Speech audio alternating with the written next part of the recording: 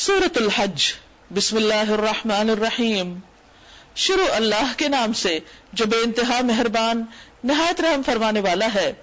یا ایھا الناس، اے لوگو، اتقوا ربکم، اپنے رب سے ڈرو. ان زلزلۃ الساعۃ شیء عظیم، حقیقت یہ ہے کہ قیامت کا زلزلہ بڑی ہولناک چیز ہے، کیونکہ وہ ایسا زلزلہ ہوگا اس وقت تک ختم نہ ہوگا جب تک ہر چیز ختم نہ ہو جائے.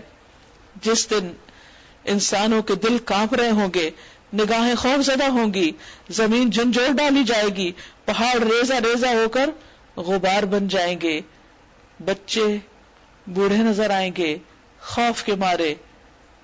وہ دن بہت سخت دن ہوگا، اس سے ڈرنے کے لیے کہا جا رہا ہے.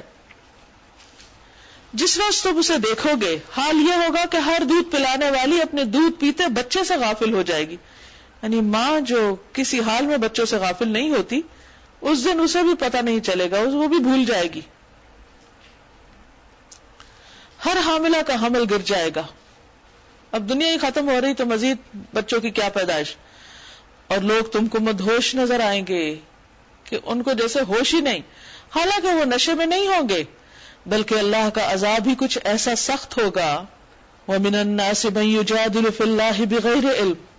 یعنی حیرت کی بات ہے کہ جب ایک ایسا دن پیش آنے والا ہے اور انسانوں کو یہ سب کچھ دیکھنا ہوگا، اس کے باوجود کچھ لوگ بغیر علم سے، بغیر کچھ سیکھے، بغیر کچھ جانے یا جان کے بھی انجان بن کے اللہ کے بارے میں جھگڑے کرتے ہیں، اللہ تعالیٰ کا حقیقی مقام نہیں پہچانتے، اس کی باتوں کی قدر نہیں کرتے. بعض لوگ ایسے ہیں جو علم کے بغیر اللہ کے بارے میں بحثیں کرتے ہیں اور ہر شیطان سرکش کی پیروی کرنے لگتے ہیں، حالانکہ اس کے نصیب میں تو یہ لکھا ہے کہ جو اس کو دوست بنائے گا وہ اسے گمراہ کر کے چھوڑے گا اور عذاب جہنم کا راستہ دکھائے گا. لوگو، اگر تمہیں زندگی کے بعد موت کے بارے میں کچھ شک ہے تو تمہیں معلوم ہو کہ ہم نے تم کو مٹی سے پیدا کیا، پھر نطفے سے، پھر خون کے لوتڑے سے، پھر گوشت کی بوٹی سے جو شکل والی بھی ہوتی ہے اور بغیر شکل کے بھی. انسان کی تخلیق کے مراحل کا ذکر کیا جا رہا ہے. یہ ہم اس لیے بتا رہے ہیں تاکہ تم پر حقیقت واضح کر دیں. ہم جس نطفے کو چاہتے ہیں خاص وقت تک رحموں میں ٹھہرائے رکھتے ہیں، پھر تم کو ایک بچے کی صورت میں نکال لاتے ہیں، پھر تمہیں پرورش کرتے ہیں یہاں تک کہ تم اپنی پوری جوانی کو پہنچو.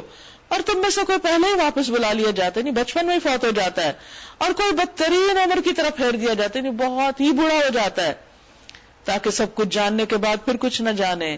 یہ ہے انسان کے علم کا حال کہ انسان آہستہ آہستہ اپنی ساری طاقتیں اس طرح کھو دیتا ہے کہ گویا وہ کسی چیز کا کبھی مالک تھا ہی نہیں، اور حقیقت میں حقیقی مالک تو اللہ ہی ہے.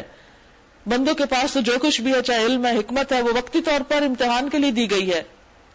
اور تم دیکھتے ہو کہ زمین سوکھی پڑی ہے، خشک، پھر جہاں ہم نے اس پر میਂہ برسایا یکایک وہ پھبک اٹھی، پھول گئی، اور اس نے ہر قسم کی خوش منظر نباتات اگانی شروع کر دی.